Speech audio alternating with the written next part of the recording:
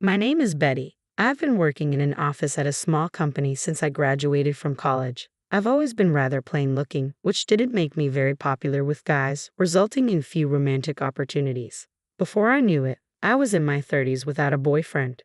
Feeling lonely and worried about never getting married, I decided to take a leap of faith and signed up for a dating app. That's how I met and married my husband, Daniel.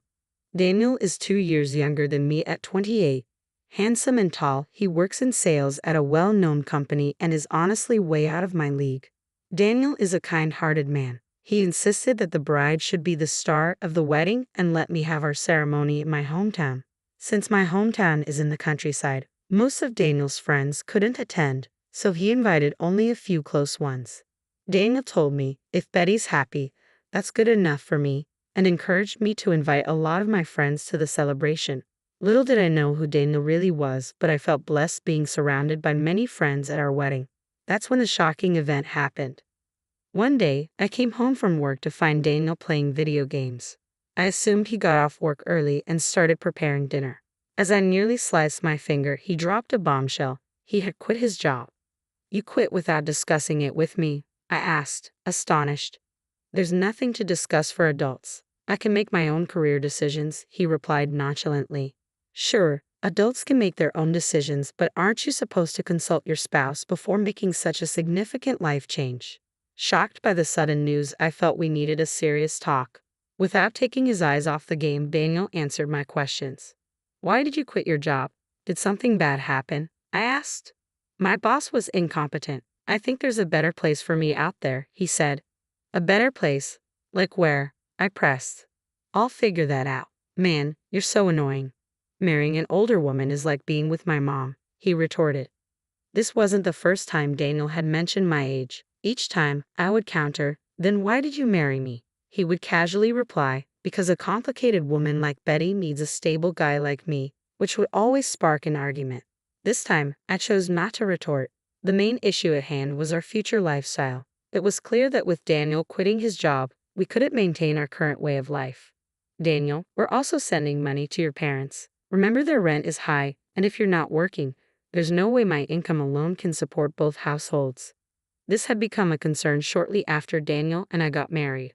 Both of Daniel's parents, still in their 50s, had quit their jobs, claiming, "Our backs and shoulders hurt. We can't keep working this hard if we want to live a long life."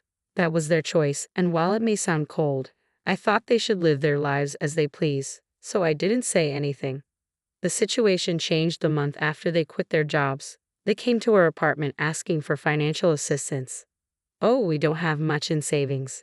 If your parents are struggling, it'll be a problem for you too, Daniel," I said.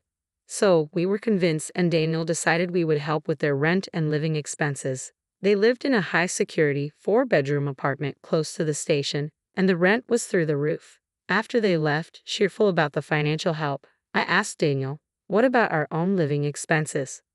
"Betty can cover our costs. I'm going to give my salary to Mom and Dad," he said. I wasn't happy. The thought of divorce crossed my mind. "You should consider yourself lucky, a woman over 30 marrying a younger handsome guy like me. You're already winning." That's what he always said, making me feel worthless, so I couldn't muster the courage to leave him. If Daniel quit his job, sending money to his parents would be difficult. When I asked about this, he was too engrossed in his video game to pay any attention.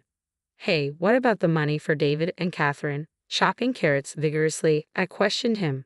Daniel clicked his tongue. "Obviously, Betty will cover that. We're a couple. We're supposed to support each other. Until I find a suitable job, Betty will hold the fort." He went back to his game. I don't make a lot of money, and I was anxious about what the future held. But there was nothing I could do. Life slowly changed. We started draining our savings to help his parents. Daniel, although jobless, did nothing around the house.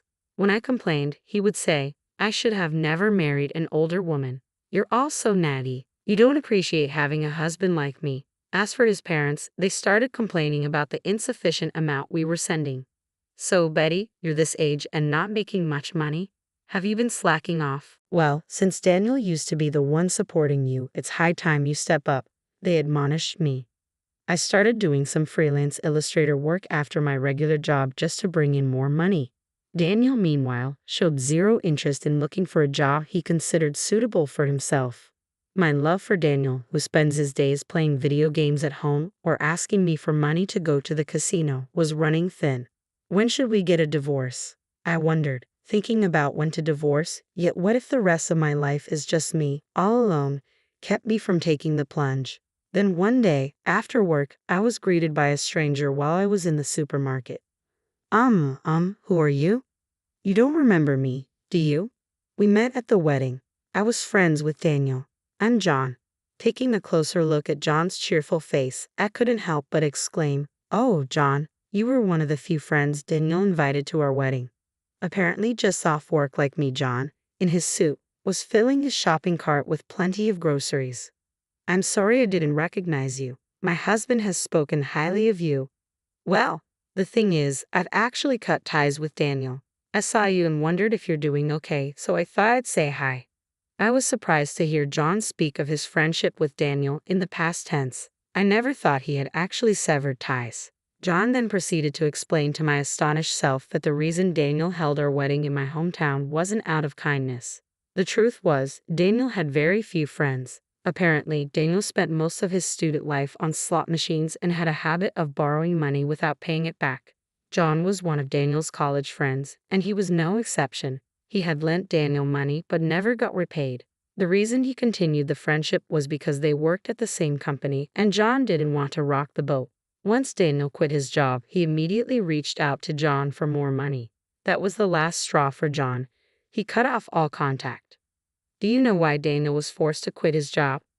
Forced to quit. I heard he left because he didn't get along with his boss.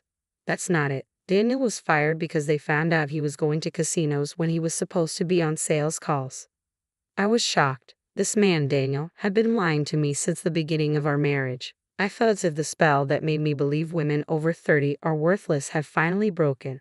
The feeling of I can't forgive him washed over me like a wave. I thanked John in a trembling voice for telling me the truth and said goodbye. A few days later, I spoke up to Daniel. "Daniel, I quit my job." Daniel, finally pausing his video game, looked utterly shocked. I put my mobile phone on the table, its screen displaying my banking app. "I have pretty much run out of savings since I have been sending money to David and Catherine. We have been bleeding cash. You have also been taking money from me for casinos and games. We're out of money." Daniel let out a voice of despair, saying, "What? What the heck is this?" Given that our savings had dwindled down to almost nothing, his despair was understandable. "What are we going to do now?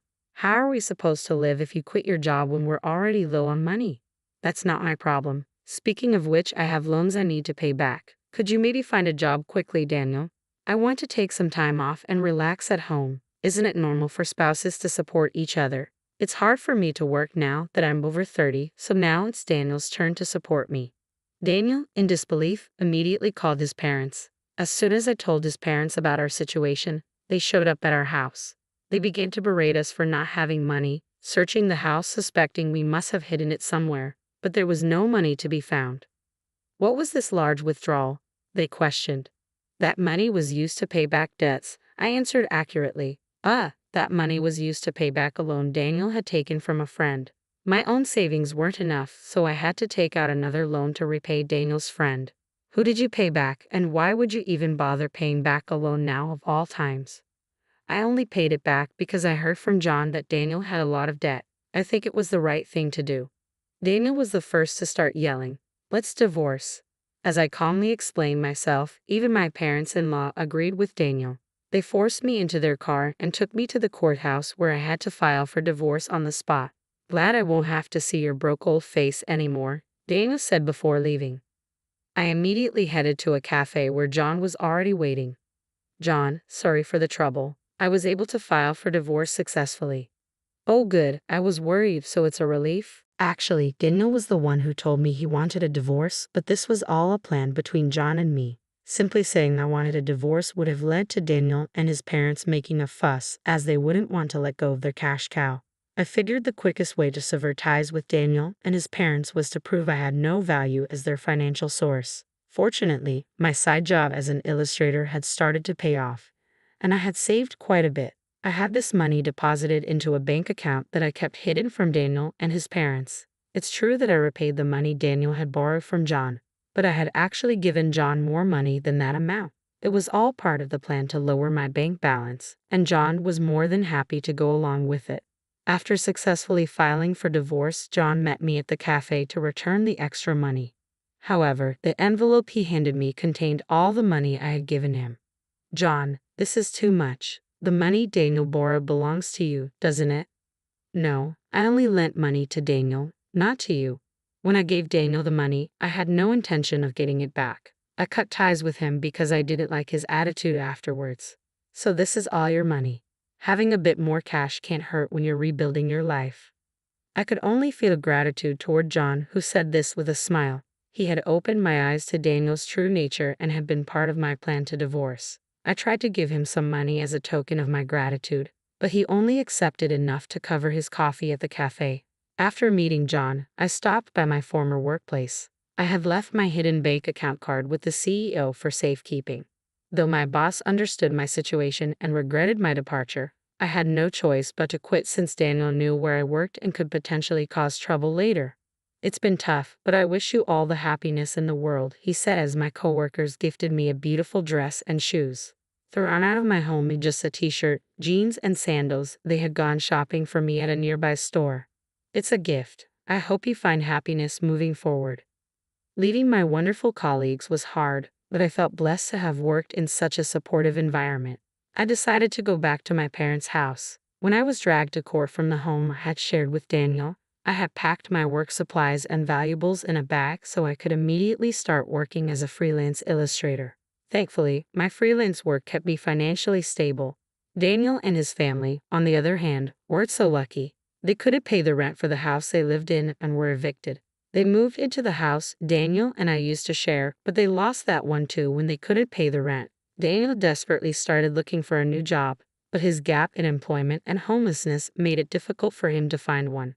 Currently, it seems they're living in a makeshift shack by a river near their old house. I know this because Daniel reached out to me once. When I answered the call from a public phone, Daniel was crying and told me how sorry he was. "I have realized I can't live without you, Betty. Can we please start over? You regretted marrying an older woman, didn't you? I'm done being your cash cow. Goodbye." After that call, I never answered another from a public phone. The parents' house is quite a distance away from where Daniel is located in the countryside.